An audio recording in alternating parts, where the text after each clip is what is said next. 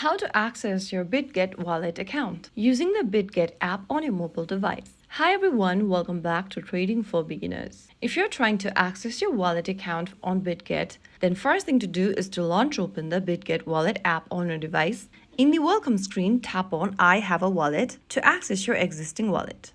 Now, you'll see several different options you can restore or access your wallet from. You can choose to log in with Google, Apple, email, or import your wallet with private key or seed phrase. Since I previously created a wallet using email option, I'm going to tap on login with email.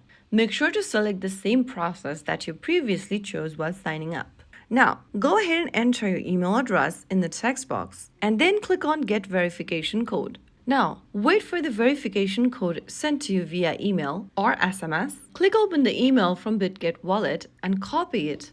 Get back to the Bitget Wallet app and paste in the code, and then you'll be able to log back into your wallet right away. So that's it. That is how you access your Bitget Wallet account quickly. It is super quick and easy once you know where to look. If you found the video helpful, don't forget to like, share, and subscribe to our channel. I will see you again in the next video. Thank you for watching.